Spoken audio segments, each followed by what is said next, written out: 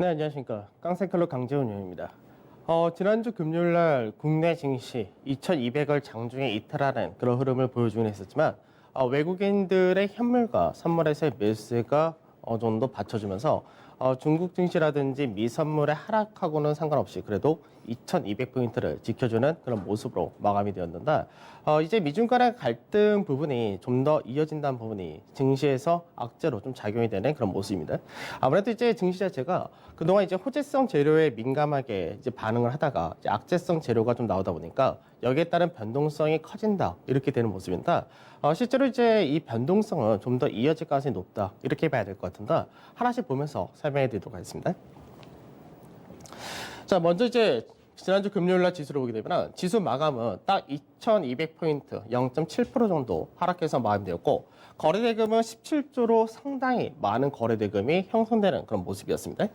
외국인들이 840억 매수를 뭐 크게는 하지 않았지만 이제 중요 시총 상위주 일부를 매수했기 때문에 지수를 어느 정도 받쳐주는 그런 모습을 보여줬다 되고 기간에서는 이제 3,600억 정도 매도세가 이어지면서 지난 한 주 계속해서 매도세가 이어지는 그런 모습을 보여줬습니다.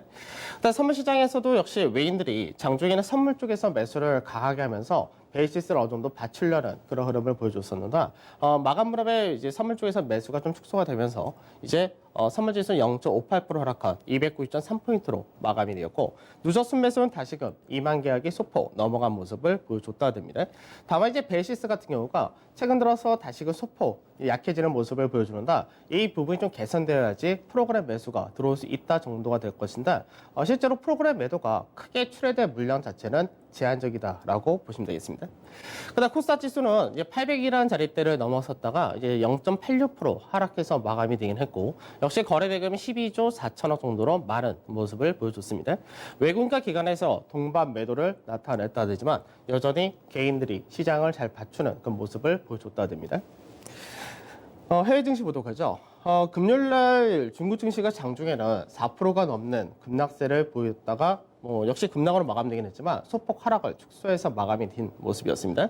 아무래도 문제가 된 부분이 이제 영사간 폐쇄를 하는 그 부분에 따른 영향이 컸었기 때문에 결국 미중 간의 갈등이 확대되었다라는 부분이 아무래도 시장에서 악재로 작용된 그런 모습이었는데 외국인들이 매도를 좀 크게 하는 모습을 보여줬다 됩니다. 그래서 실질적으로 앞전에 시장에서 중국 증시가 급등세를 보일 때는 외국인들의 매수세가 상당히 강하게 들어왔었는데 이 부분이 연속적으로 최근 들어서 매도세가 출회되다가 좀 크게 출회되는 모습을 보여줬다 되고요. 실제로 중국 내에서의 주식펀드 비중이 전고점이었던 88%에 육박했다라는 부분이 역시 차익실에 좀 떨어지는 모습을 보여줬다라고 보시면 되겠습니다. 그다음 미증시인데 장중에 이제 금요일 날 미선물은 한 0.3에서 0.6% 정도 하락을 선반영을 했었다가 되고요. 실제 미증시는 0.69에서 0.94% 정도로 어느 정도 선발한 만큼 하락을 했다가 됩니다. 물론 장중에는 하락을 좀 더 키우는 모습을 나타내게 됐었지만 어느 정도 저가 매수세도 유입되는 그런 모습을 보여줬다 됩니다. 우선은 똑같이 미중 간의 갈등이 이제 확대된다라는 부분하고 최근 들어서 미증시에서 가장 기술주들의 하락이 크게 나타났다는가 이쪽에 대한 차익 실현이 여전히 이어진다가 되는 그런 모습이었습니다. 그래서 실제로 인텔 같은 경우도 실적은 시장에서의 컨센서스를 넘어간 그런 모습을 보여주지만 신제품 출시가 지연된다는 부분이 큰 폭의 하락으로 연결된 모습이었고 테슬라 역시 하락이 좀 크게 나타나면서 이제 많이 올라갔었던 기술주들을 중심으로 차익 실현이 강해지는 모습을 보여줬다 됩니다. 그래서 최근 미증시에서 계속해서 나스닥 같은 경우가 예전에 90년대 후반에 버블과 비슷하다라는 언급이 계속해서 나오고 있는데 그만큼 미증시가 많이 과열을 나타내고 있다는 부분이 좀 부각이 된 그런 케이스였습니다. 그래서 업종별로 보게 되면 통신이라든지 원유 서비스, 철강 이런 쪽에서는 소폭의 강세가 나오긴 했었지만 운송이라든지 헬스케어, 반도체 그리고 기술주 대부분 약세로 마감이 되는 모습을 보여줬다 되고요. 변동성 지수는 이제 25.8 소폭의 약보합으로 마감되었고 유가는 41불, 그다음에 MSCI 코리아 인덱스 같은 경우는 소폭의 약보합으로 역시 마감되는 모습이었습니다. 그다음 최근 들어서 달러 인덱스가 약세를 띈다. 그렇기 때문에 신흥국으로 자금이 계속해서 들어올 수 있다. 이런 식으로 언급이 되고 있는데 약간 현재의 달러와의 약세라는 부분은 좀 차이가 있는 것이 앞전 같은 경우하고 다른 것이 이제 현재 미국의 달러 약세라는 부분은 실제로 미국 경기가 안 좋기 때문에 나타나는 그런 흐름이기 때문에 이게 어느 정도 단순하게 유동성 자금이 움직이는 측면하고는 좀 차이가 있다 되는데 그래도 달러화가 약세 뛴다는 부분에서는 어느 정도 시장에서 기대치는 있다 정도 보시면 될 것 같고요. 원달러 환율은 1,200원에서 거의 변동이 없이 끝났다가 됩니다. 중국 증시 잠깐 보도록 하죠. 중국 증시 같은 경우가 앞전에 주 하락 추세 상가 패턴을 돌파하면서 상당히 강하게 돌파가 나왔었다고 되는데 너무 가파르게 급등이 나왔었기 때문에 가격 조정이 불가피한 그런 케이스였는데 이 가격 조정을 미중 간의 현재 갈등이 나타난다 부분에서 영향을 받는다 이렇게 된 케이스입니다. 그래서 지금 현재는 이제 3,180포인트라는 자리대는 지난주와 지지난주 계속해서 지켜주는 그런 흐름을 보여주고 있는데 아무래도 이제 상단 자리에서 거래량이 크게 실리면서 매물을 만들어 놓은 그런 케이스이기 때문에 지금 현재 미중 간의 갈등 부분이 빠르게 바로 해소되기는 좀 어려운 그런 부분이 있다는 점에서 추가적인 강세가 강하게 나오기도 힘들고 추가적으로 밑으로 크게 빠지기도 어렵다 이렇게 볼 것 같습니다. 그래서 실질적으로 이제 중국 증시 같은 경우는 어느 정도 이제 가격 조정이 세게 떨어지기보다는 기간 조정 형태로 진행될 가능성이 높다 이렇게 보시면 되겠죠. 자, 그 다음에 미증시인데, 나스닥 지수를 보게 되면은 우선 나스닥이 하단 자리대에서는 저가 매수가 일부 들어온 모습을 보여줬다 됩니다. 그래서 실질적으로 21선이라는 자리대를 이탈한 흐름까지가 나타나고 21선을 저항으로 현재는 인식이 되고 있는 그런 케이스인데 이 하단 자리를 지켜줄 거냐 이 부분이 가장 중요하다 됩니다. 이 하단 자리를 만약 이탈하는 흐름이 나타난다 되면은 4월달부터 그동안 꾸준히 이어져 왔었던 미 나스닥 기술주들 중심의 상승 추세가 이탈되는 그런 그림이기 때문에 이 경우는 조정폭이 확대될 가능성이 상당히 높다는데 여기서 추세를 이탈하게 될 경우는 기본적으로 이 마디폭이 떨어진다 되기 때문에 그렇게 떨어지게 될 경우는 약 9,800선까지 떨어질 수 있다 정도는 열어두셔야 되고 지금 현재는 위에서 매물을 만들고 내려온 케이스이기 때문에 반등이 나온다 하더라도 약 1,500선 정도로 반등은 제한된다 됩니다. 실제로 이제 미증시에서의 펀드 자금의 흐름을 보게 되면 7월 초부터 계속해서 펀드 자금이 유출되는 그런 모습을 보여줬었는데 하나씩 좀 보도록 하죠. 실제로 펀드 자금 선진국에서 이제 미증시 관련해서 보게 되면 이제 계속해서 펀드 자금이 유출되는 모습을 보여줬었다고 됩니다. 그러다가 이제 2주 전에 한 번 매수가 들어왔었는데 이때가 언제였냐면 모더나가 임상 실험을 언제부터 개시한다라고 발표를 했었던 그 시기인데 거기에 따른 기대치가 붙었을 때가 한 번 강하게 들어왔었다 되고 다시금 펀드 자금이 지난주에는 유출되는 그런 모습을 보여줬다 되기 때문에 실질적으로 미증시에서는 자금 자체가 계속해서 유출되는 과정이 이어진다라고 보셔야 되고요. 반대로 유럽 같은 경우는 이제 유럽 정상회의에 대한 기대감이라든지 이런 것도 있었기 때문에 매수세가 이어진 모습이 나타나면서 선진국 내에서도 미국과 유럽은 나눠지는 모습을 보여주는데 다만 매수 규모가 축소되는 모습을 보여줬다 됩니다. 그 다음에 신흥국 같은 경우는 실제로 3주 전에가 엄청나게 대규모로 들어온 모습을 보여줬었다 되죠. 근데 이 부분은 실제로 중국 증시가 가파른 급등을 보여줬었던 그 당시에 대규모로 한번 들어왔었다 되고 그 이후부터는 매도가 조금씩 다시금 커진 모습을 보여준다 됩니다. 그래서 전체적으로 글로벌 펀드 자금 쪽에서는 자금 유출이 이어지는 모습이 다시금 나온다 이렇게 보셔야 되겠습니다. 그러니까 실질적으로 이제 미증시가 7월 초부터 어느 정도 고가를 만들어 내려오는 과정에서 실질적으로 모더나의 임상 실험 계획이라든지 이런 백신에 대한 기대감 이런 부분에서 한번 강하게 매수가 들어오긴 했었지만 대부분 개인 투자자들 중심으로 유입이 되었다라고 보셔야 되겠죠. 자, 테슬라 잠깐 한번 보도록 하죠. 테슬라의 주간 차트입니다.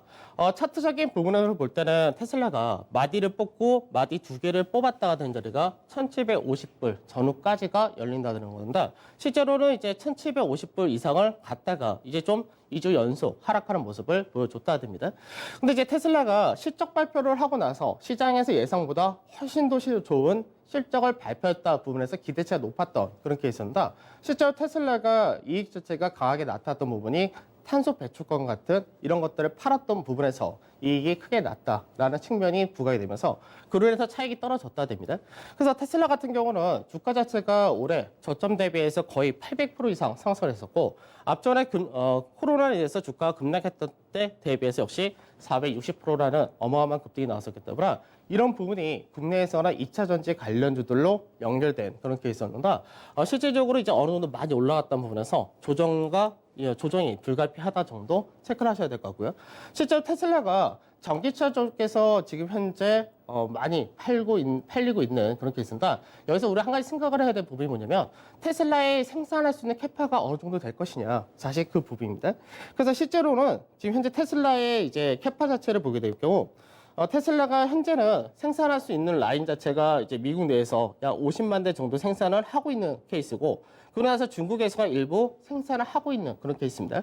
그래서 중국에서 생산하는 부분을 장기적으로는 추가적으로 약 50만 대까지 채운다 이렇게 되기 때문에 2020년대까지 최대로 생산을 할 수 있는 최대 가능수가 약 100만 대 정도로 생각하시면 될 것 같고, 그 다음에 이제 추가적으로 유럽에도 이제 공장을 설립한다 이런 부분이 있었나, 이거는 이제 내년 하반기부터가 가능하다가 됩니다.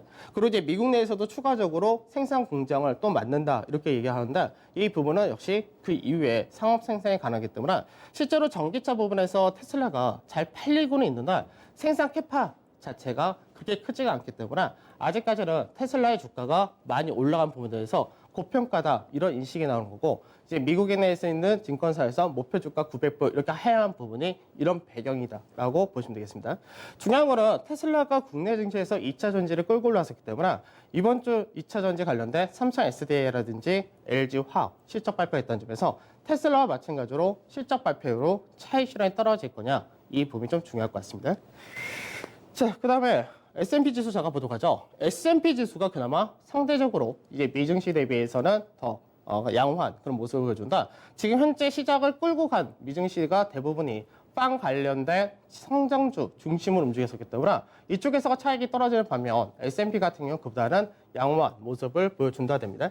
그래서 S&P 같은 경우는 지금 현재 21선이라는 추차 라인 때 모두 다 지지를 받은 그런 모습인데, 이 라인을 이탈한다가 될 경우는 우선 1차적으로는 3130포인트 라인대가 지지 라인이 되는 거고, 반등을 한다 할 경우는 2250포인트 정도 되기 때문에 역시 반등폭은 크지가 않다 되지만 하락도 우선 조금은 제한이 될 가능성이 높다, 이렇게 보시면 될 것 같습니다. 그러니까 미증시도 이제 많이 올라가 성장과 이제 어떻게 보면은 경기 관련이 약간은 차별화가 나타나는 흐름이 좀 더 이어질 가능성이 높다, 이렇게 볼 수 있을 것 같습니다. 자, 그다음 금요일날 국내 증시를 보게 되면 국내 증시가 전체적으로 다 하락을 했다 된다. 그나마 지수가 하락이 덜 나왔던 이유 중에 하나가 삼성전자와 하이닉스 시총 1, 2 종목을 중심으로 강보합을 보이면서 지수를 어느 정도 방어하는 모습을 보여줬다 되고요. 그다음 은행 역시도 하락이 제한적인 모습을 보여줬다 되고, 유틸리티가 강세되면서 이런 종목군들이 지수는 소폭 방어하는 모습을 보여줬었다 되지만 실질적으로 대부분의 업종들은 하락을 좀 키우는 모습을 보여줬다 됩니다. 그래서 수급을 보게 되면 간단하게 좀 보게 되면 외국인들 삼성전자와 하이닉스 이 둘에 대해서 매수를 강하게 하는 모습을 보여줬고요. 그 다음에 하나금융 같은 실적 발표 은행주, 그리고 유한양행과 SK케미칼, 그리고 현대건설, SK바이오팜 이런 쪽으로 동반 매수가 들어오는 모습을 보여줬다 됩니다. 그러니까 이제 시총 상위 종목 대표주들을 가지고 지수를 맞추고 그 외적인 종목군 일부는 종목별로 대응을 했다라는 측면입니다. 그다음 매도 같은 경우는 CJ라든지 삼성 SDI, LG화, 에코프로그램 그래서 주로 이제 2차 전지 관련해서가 동반 매도가 좀 나타난 모습이었고, NC소프트, 언택트 관련 대장에서 요 근래 들어서 하락이 좀 컸죠. 그다음에 현대모비스 실적이 예상보다 하이했다 보면서 동반 매도, 네이버 역시 마찬가지, 그리고 카카오. 그래서 주로 시장을 끌고 갔었던 빅이라고 얘기하고 우리가 언택트라고 얘기하는 종목군들을 중심으로 차익 실현이 떨어졌다 됩니다. 그다음 기관에서의 수급도 비슷한 양상입니다. 기관에서는 이제 기아차, 현대건설, 현대차 주로 자동차 중심으로 샀다가 되고, 현대건설도 실적 발표를 하면서 실적은 예상치를 하회한 그런 모습을 나타냈었는데, 그래도 이제 수급적인 부분에서가 강세에 뛰었던 부분에 이제 현대건설이 현대차 그룹과 더불어서 수소 관련된 신규 사업을 시작한다라는 부분이 모멘텀이 된 케이스였습니다. 그 외적으로 이제 매수가 들어오긴 했지만 규모가 작은 모습이었고요. 그다음 매도 같은 경우는 이제 삼성전자를 중심해서 이제 LG화, 하이닉스, 그다음 반도체라든지 2차 전지, 그리고 실적 발표했었던 현대모비스 이런 쪽을 중심으로 매도가 나왔다 됩니다.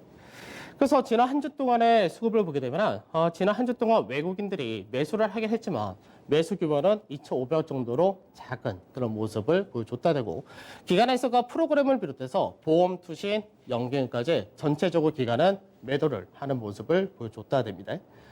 그 코스닥 같은 경우는 개인들은 매수를 했고 외인과 기관이 소폭 매도했다. 이건 거의 변동이 없는 케이스고, 선물 쪽에서도 역시 규모 자체가 외인들이 소폭 사고 그리고 개인과 기관이 소폭 매도했다. 크게 차이가 없었습니다. 그래서 지난 한 주 동안에 지수를 보게 되면은 지난 한 주 동안 코스피는 결국 약보 마감이 된 그런 케이스였고요. 반대로 코스닥과 중소형에서가 상당히 강한 흐름을 보여줬다고 한다. 특히나 이제 거래소에서 중소형, 중형주 쪽에서 엄청나게 강세를 띄었던 것이 신풍제약을 중심으로 한 제약주들 이쪽이 상당히 강한 흐름을 보여줬었는데 금요일날 장 마감 무렵에 신풍제약이 워낙에 큰 폭의 급락이 떨어졌다라는 부분에서 이제 약간 무분별하게 올라갔었던 제약바이오 이런 쪽에서가 차익이 떨어질 가능성이 높다까지 생각을 해주셔야 될 것 같습니다. 근데 업종별로 보게 되면은 이제 업종별로 약간 순수화학이라든지 신재생에너지 이런 쪽에서가 강세를 띄었다 되고 철강 역시도 실적 발표한 이후에 포스코라든지 고려아이라든지 풍산 이런 쪽 역시 강세를 띄었고 조선기계 쪽에서는 이제 두산 인프라코를 중심으로 한 두산 그룹주들이 강세를 띄는 모습을 보여줬다 됩니다.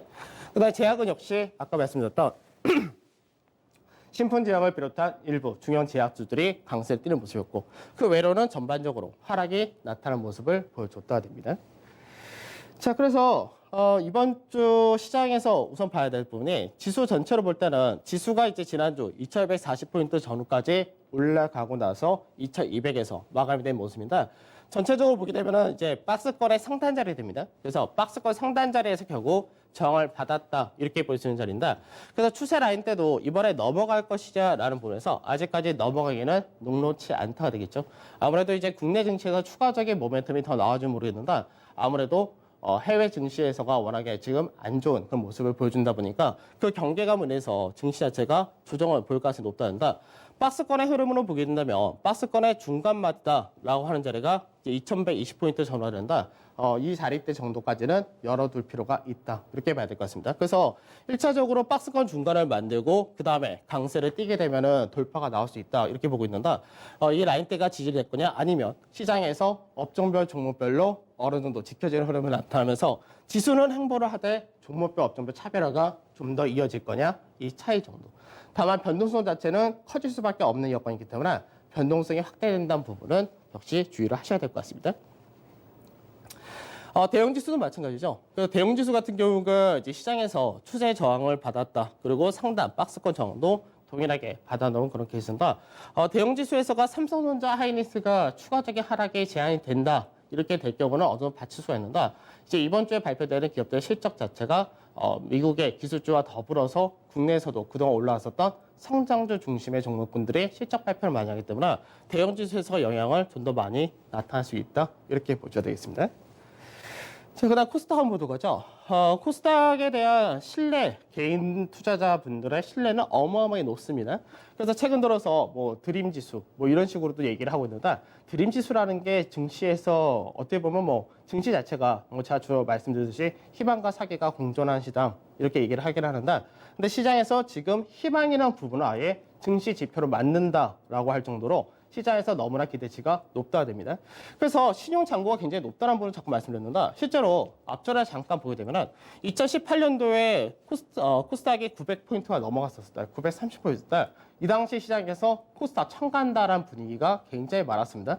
근데 이 당시도 역시 마찬가지로 코스닥 지수를 끌고 올라가는 게 대부분 제약 바이오가 끌고 올라가는 그렇게 있었는데 이 당시 시중이 약 6조 2천억, 잔고 비중이 2.17%였는데 이 부분이 나중에 조정을 확대한다 되면서 약 2조 정도의 시중 잔고가 빠지면서 약간 주가가 고가 대비해서 약 30% 정도 빠졌던 그런 이력이었고 그 다음에가 이제 역시 마찬가지로 2019년 초에 마찬가지로 어느 지수가 반등나왔다 5조 6천원까지 늘어가면서 잔고 비중이 2.24%였었나 마찬가지로 4조 2천원까지 떨어지면서 이때도 마찬가지로 약 25% 이상의 조정이 나타났던 케이스였습니다. 그리고 이제 올해 3월달이었죠. 올해 2월달, 3월달에 신용 잔고가 다시금 5조 8천원, 잔고 비중 2.36%까지 올라갔다 됐다가 그 다음에 시장이 무너지면서 신용 잔고가 3조 3천원까지 크게 축소된 그런 케이스였는데 이때는 뭐 글로벌 전체적으로 무너졌으니까 근데 이때도 역시 하락폭이 40% 가까이 떨어졌던 그런 과정이었습니다. 그럼 최근 들어서는 주가가 굉장히 강하게 움직인다 되면서 800선까지 올라갔는데 시중 잔고가 7조 3천원까지 늘어났고 잔고 비중이 2.48%. 그래서 국내 사상 최대의 신용 잔고를 나타낸 그런 모습이 되는가. 이 라인에서 조정폭이 커진다가 될 경우는 역시 조정이 상당히 크게 나올 수 있기 때문에 신용 잔고가 많은 종목일수록 주의를 하셔야 된다. 동일하게 체크하셔야 될 것 같습니다. 자, 그래서 투자 전략 우선 하나씩 보도록 하죠. 7월 5주 마지막 주인데 중국 증시 같은 경우는 이제 3,100에서 약 3,360포인트에서의 박스권 흐름이다. 다만 추가 하락은 제한이 되되 기간 조정 형태가 불가피하다로 보셔야 될 것 같습니다.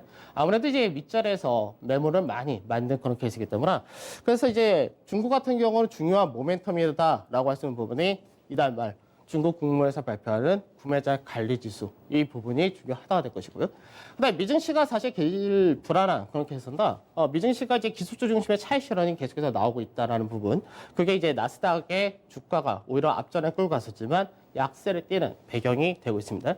그래서 물론 부양책에 대한 기대치는 있지만 이게 통과가 될 경우 역시 앞전에도 말씀드렸듯이 추가적인 모멘텀이 오히려 호재 소멸 쪽으로 간다 말씀드렸었고 그래서 이번 주에도 상당히 이제 파급이 큰 미국의 기술주들 실적 발표했는데 29일 날 페이스북이 있고 30일 날 애플, 알파벳, 아마존까지 해서 시장에서 주로 움직였었던 빵 관련된 이런 언택트 관련 기술주들 이쪽에서가 실적 발표가 영향을 크게 미친다 되고 그다음에 이제 역시 연준 회의가 있습니다. 그래서 연준 회의에서는 뭐 부양책 새로운 것들을 나타내지 않는다. 현재 부양책 기조를 유지를 할 것이냐 이 부분이고요. 그다음에 미국에서의 2분기 GDP 소폭치가 발표됩니다. 그래서 미국의 GDP 소폭치 같은 경우는 현재 30% 이상 이제 전년 대비해서 감소한다 이렇게 나타나기 때문에 이 부분이 이제 시장에서 아무래도 영향을 크게 미칠 가능성이 높다 이렇게 보셔야 되고요.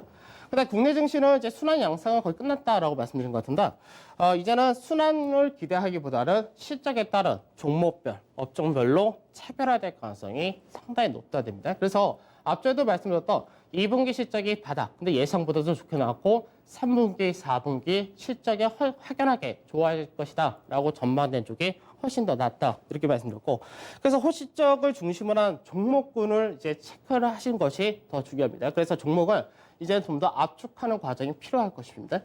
그래서 코스피 지수 같은 경우는 변동성이 커진다가 될 수밖에 없기 때문에 2130포인트까지는 열어두셔야 될 것 같고 반등이 나온다 하더라도 지수 자체가 강한 반등이 나오기가 좀 어려운 그런 구간이기 때문에 실제로 지수 반등 폭은 윗자리로 한 1% 정도 그래서 반면에 밑으로 빠질 수 있는 폭은 3에서 4% 정도 빠질 수 있다. 열어두셔야 되겠죠. 그래서 2180포인트가 굉장히 중요하다 말씀입니다. 2180포인트를 깨질 경우는 추가적인 조정폭이 나중에 확대될 경우는 2050까지도 열릴 수가 있기 때문에 여전히 해지를 어느 정도 같이 가셔야 될 것 같습니다. 코스닥은 신용이 너무 많죠. 그러다 보니까 이제 코스닥에서 작년 8월 때도 사실 마찬가지였는데 제약바이오가 무너지면서 사실 시장이 한번 무너졌었는데 코스닥에서 이제 제약바이오가 얼마큼 버티냐 사실 그 싸움입니다. 그래서 그쪽에서는 이제 지지라인이 775포인트, 730포인트 이렇게 지지라인 동일하게 잡고 가셔야 될 것 같고 신용이 많다는 것과 신용이 과열된 종목군 주의하셔야 되겠죠. 그다음 이번 주 실적 발표할 때 역시 중요한 것이 2차 전지 관련된 기업들 삼성 SDI라든지 LG 화학이 있고 그다음에 인터넷 관련된 네이버 역시 실적 발표했습니다. 그 외적으로 뭐 고려아이라든지 철강, 건설 뭐 여러 가지 종목군들 역시 실적 발표가 많다라고 보시면 되겠죠. 그래서 실질적으로 자동차 역시 좋다라고 보고 있고 디스플레이 역시 좋다라고 봅니다.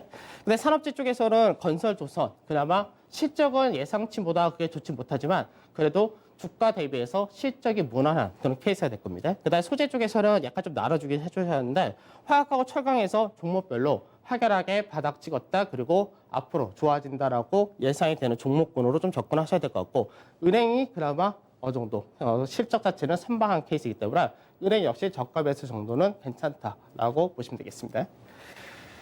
자, 한 주의 또 시작인데 녹록지는 않습니다. 시장 자체가 변동성도 커질 수밖에 없고 미중 간의 갈등이라든지 시장이 그동안 호재 쪽에 대해서 무게를 많이 실었다면 이제는 약간 악재 쪽도 나오고 있기 때문에 이런 부분에서는 변동성이 나타날 수밖에 없다. 이렇게 체크하셔야 될 것 같고 미국을 끌고 갔었던 기술주들이 차익 실현이 세다라는 부분 역시 국내 증시에도 영향을 많이 미친다는 부분에서 그런 부분 체크하시면서 이번 주 어느 정도 안정적으로 매매를 하셔야 될 것 같습니다. 저는 오늘 여기서 마무리하도록 하고 내일 찾아뵙도록 하겠습니다. 감사합니다.